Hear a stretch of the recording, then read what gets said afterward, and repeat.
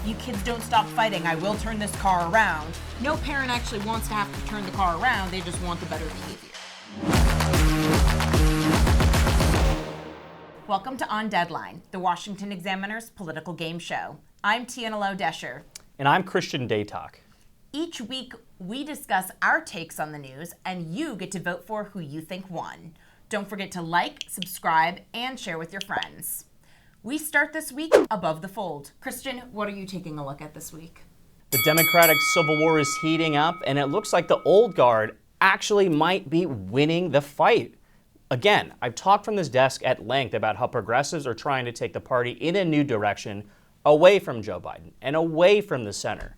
Nancy Pelosi, surprisingly, was able to usurp an ascendant Alexandria Ocasio-Cortez and insert Jerry Connolly as the new top Democrat on the House Oversight Committee.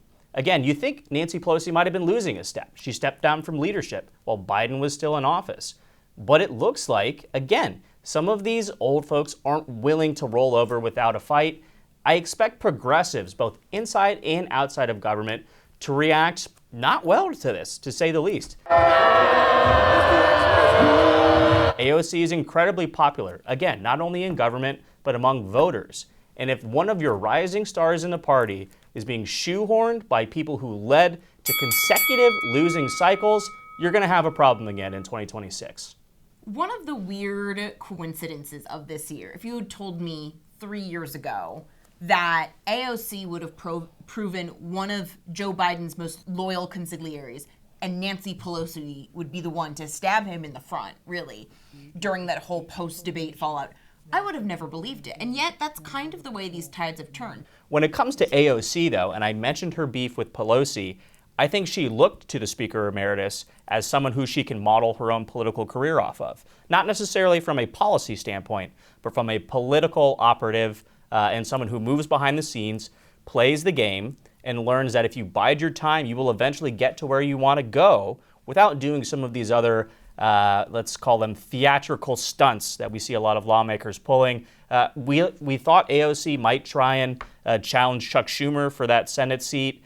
She won't be mounting it. It looks like she's trying to sit in the back, pay her dues, and eventually earn not only the respect of her caucus, but voters in the process. And she's got a whole career ahead of her before she can run for president or run for the Senate or do anything she wants. She's getting her feet under her now, and it's what Democratic leaders, no matter which side of that political divide you fall on, need to be doing if they want to be effective in a second Trump term. Can I just say, a certain Donald John Trump is very effective at finding rising stars and their potential on camera. He was right when he was like, that's Evita, that's Eva Perón. Because I mean, let's be real, she has a charisma that like I can disagree with her on every policy. Clearly it's effective. Agreed. Tiana, what story is on the top of your list this week? According to the polls, all Americans want this year for Christmas is for Trump to undo the dumpster fire that has been Bidenomics. According to a new Fox News poll, 60% of Americans, a majority, say that the most important thing for Trump to do is to reduce prices. That he can do with deregulation, drill baby drill. Second most important thing, half the country believes he needs to cut taxes. So why aren't Republicans gunning for this? They have a 1-seat margin in the House of Representatives. And if they do not pass an extension of Trump's 2017 Tax Cuts and Jobs Act, it will result in a tax hike for 62% of Americans at the end of next year. So what's most important? Yes, of course, Donald Trump must deliver on securing the southern border. And you can have a bill that includes border spending, funding for the wall, and deportation with those tax cut extensions. But that must get done because he has the moment and the mandate, according to the polling, to cement his legacy economically. You know, Tiana, what this all reminds me of is when Joe Biden tried to address the border and Republicans wanted to jam it together with other spending packages. In this case, it had to do with Ukraine and Israel. But I want to take a step back for a second because, correct me if I'm wrong, Donald Trump is more popular now than he was in 2020 or than he was when he was in 2026 or in 2016. So why can't he get his caucus under control and do something that he's promised to do on day one, pass an extension of these tax cuts? It seems like a no-brainer. Does he just not have his house in order. So actually, I think the whip, I'm probably more confident in the whip count that Trump would be able to pass some variation of H.R. 2, which was the traditional Republican border security bill, plus, let's say, a little extra funding for wall and deportations with a TCJA extension. Why? Because you have the very incredibly obvious pay for in the form of repealing Joe Biden's green energy subsidy credits, right? You can get $1 trillion with repealing some of those credits and also repealing the full SALT deduction. Because, right, Trump capped it at $10,000. If you eliminate it entirely, you generate $2.2 trillion in revenue. And that SALT deduction, even capped, remember, is highly regressive, benefits wealthy folks in blue states. So there's no reason why Trump should even feel incentivized to be helping these people. It's the last time that there has been a Congress that has been able to pass 2 separate reconciliation packages in 1 year was in 1997. So the idea that they can do a border bill and then get a tax cut extension is just unrealistic. They have the mandate, so just do it. The voters have been telling you what they've been wanting for years now. They want you to undo Bidenomics. And so just let Trump do it. Up next, Yays and Nays, a segment where we both get to voice our opinions and then you get to vote on who's right. Trump's tariffs will work. This is tough. I'm going to say no. And again, you're our economics columnist, so I'll let you lead off. It depends on what you think the plan is. As we've stated here before, tariffs are a pretty ineffective economic policy. They don't cause massive amounts of inflation, but they do hinder economic growth and they make things expensive for both parties. However, as a diplomatic strategy, tariffs are incredibly effective. We're seeing that in the response to Trump's threat of 25% tariffs on both our northern and southern neighbors, Mexico and Canada, if they don't crack down on both the flow of illegal immigrants into the U.S. and also illegal drugs. And why? Because the math is just in our favor. 80% of all Canadian and Mexican exports go to the U.S. We are the market for about 20% of Canada's GDP and 30% of Mexico's GDP. Of course, if these tariffs actually went into effect, not only would it damage them, it would harm us, right? 1/5 of all jobs in the state of Texas are supported by that Mexico-Texas trade. So it's not a good thing if it goes into effect. But if it's enough of a threat, if you kids don't stop fighting, I will turn this car around. No parent actually wants to have to turn the car around. They just want the better behavior. I'm going to respectfully disagree with you regarding Canada. And not because your numbers aren't correct, because I know they are, but you've already seen Canada's energy minister come out and say, we're going to halt the flow southward to northern United States of natural gas and other important things that we need during the wintertime. In my mind, this is already escalating a trade war that Trump won during his first term in office with the USMCA. You've also got to look at China. Yes, the first round of Trump tariffs on China brought them to the negotiating table for that phase 1 trade deal. But let's not forget, China hasn't kept up their end of the bargain. And when you think about the geopolitical consequences of China emerging in the Indo-Pacific region, threatening our allies like Japan, like South Korea, like Australia, and even the UK linked in by this new AUKUS submarine deal, I think this won't have the intended impact that Trump wants it to. This isn't NAFTA. These aren't necessarily people who we can go up to and bully and say, our military is way bigger than yours. So if you want protection from Vladimir Putin in Russia, you got to start paying your bills. There's more at stake here right now. And I just don't think the number of moving pieces involved in these blanket tariffs are going to come back and bite Donald Trump in the butt. Now it's time for us to fill in the blank. The Trump transition team drama foreshadows blank for the incoming administration. I'm not sure if it foreshadows so much as shines a light on what's already happening, but my word is chaos. We saw during the first Trump administration all of the backstabbing behind the scenes of his top-ranking senior advisors, filtering all the way down to lower-level staffers, many of whom were the people leaking to the press and giving us all of these, fantastic palace intrigue stories about just how crazy and hostile of a working environment the White House was. We thought Susie Wiles, Donald Trump's co-campaign manager and his incoming White House chief of staff, had eliminated that, on top of the fact that in round 2, you definitely have people who are more loyal wanting to come back and work for Trump after January 6th and that whole kettle of fish. But it looks like Wiles might not have as great a handle on this as we thought.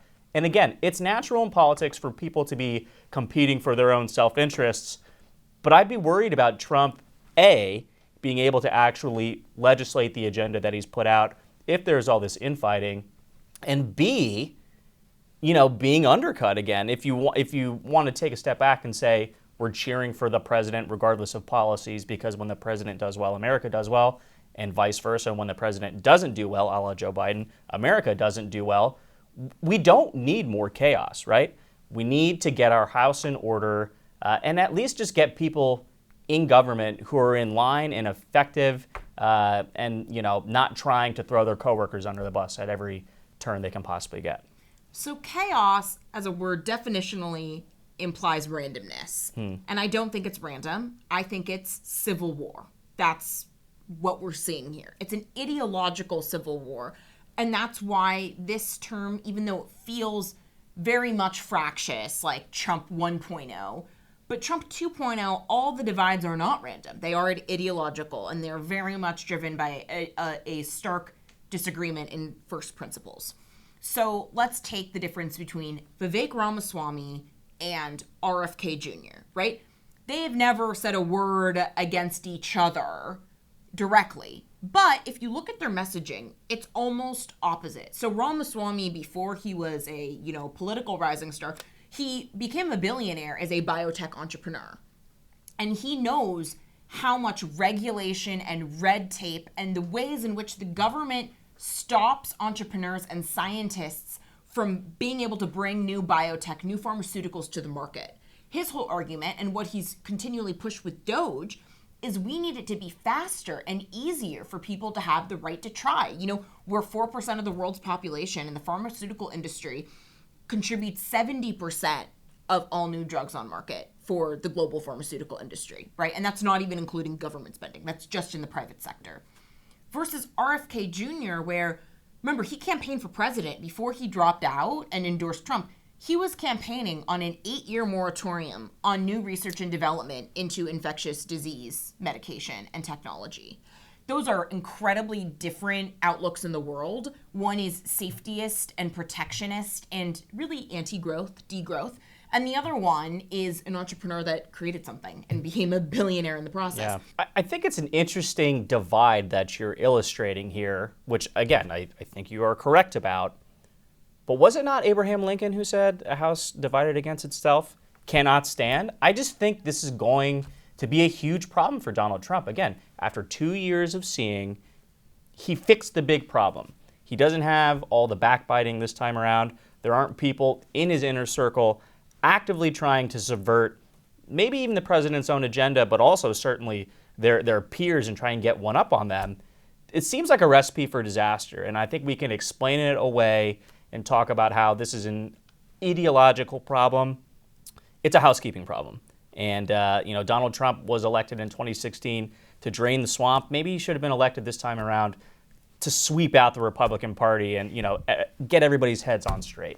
We're ending this week with a special edition of our Last Laugh. We want to give you a lighter look at politics by detailing our naughty and nice lists. Tiana, who's on your naughty list? Well, it's the Republicans who thought that they were bigger than Donald Trump, who thought that they were the tail that could wag the dog. They're the ones getting coal this year. On a lower level, you have some people like Carrie Lake, who repeatedly was trying to really ride Trump's coattails. She has been demoted from governor of Arizona to senator of Arizona to now Trump is throwing her bone with Voice of America. She is effectively in exile. Show horses, not work horses, like Nancy Mace, who Shots got fired. called out by Trump during his time of the year, his second time of the year interview, where he pointed out, people, when we talk about the transgender issue really galvanizing swing voters, focusing on things like college sports and underage kids and girls' locker rooms, people really care about that. They have a vested interest in it. Not so much your cat fight in Congress about grown adult members of Congress and which bathrooms they use. One member of Congress in particular. We could even narrow it down more. Which feels a little bit more just like bullying because you don't like someone individually rather than trying to make a feminist principled stand.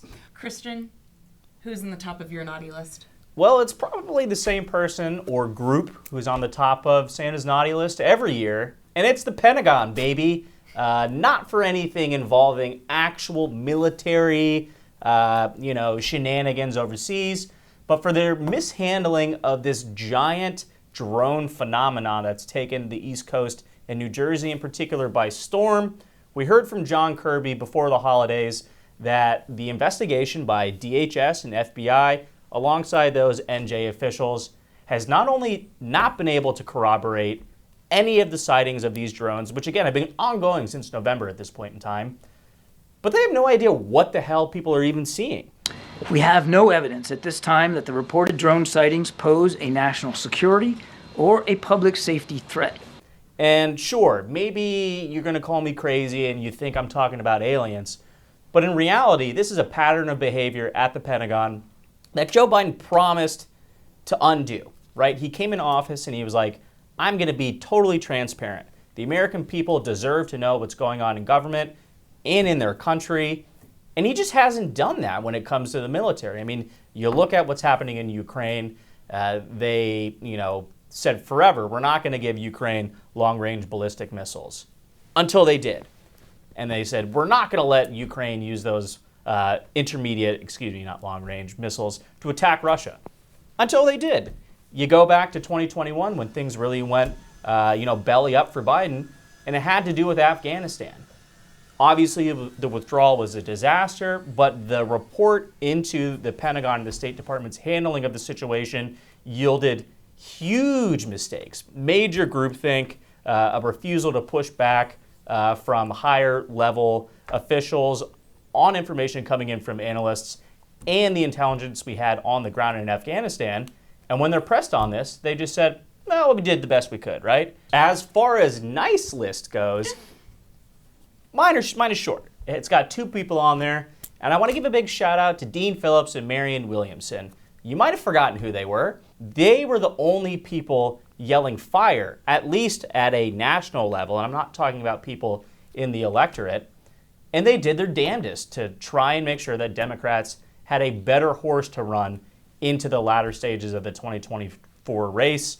Again, you look at Dean Phillips, and he's basically Joe Biden from a policy standpoint, except half the age. Marianne Williamson, she's a little bit out there, but she's talking about things like Bernie Sanders is talking about things. The DNC is, essentially organized crime, and they're going to handpick their candidates and put whatever voters say out the window. I think both of these folks are probably taking a look at themselves and say, you know what, we did our best. If nobody wanted to listen to us, to hell with them. That being said, kudos to you for doing the right thing and opposing Joe Biden in the primary. And you know what? Marianne Williamson was so right about there being dark psychic forces because then COVID happened like immediately after. So she knew it. She anticipated it. Maybe this was all a long play to launch her own primo line of crystals. Who knows? I'd buy them. Yeah. My nice list. It is the Woman of the Year, the leader of the Democratic Party, and the current head of the free world. And I'm talking about Dr. Jill Biden. Dr. Jill. We see her leading cabinet meetings, representing the United States and the world stage. Oh, yeah. Welcoming the president-elect that clearly she was so happy to vote for. I mean, Dr. Jill, most important woman in politics since Edith Wilson. She really she wants us all to feel joy and to be unburdened by what has been Kamala Harris. Hats off to Dr. Jill. Again, I think history often looks back on first ladies more fondly than when they are in office.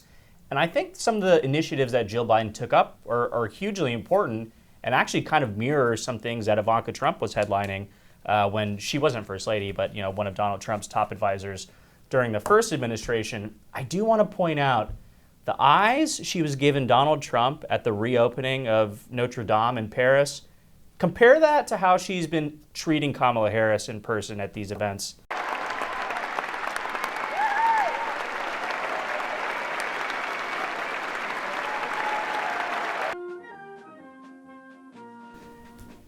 It's awkward, folks. It's awkward. I'm telling you, she voted for one of them, but I don't think it's the person she claimed to be voting for.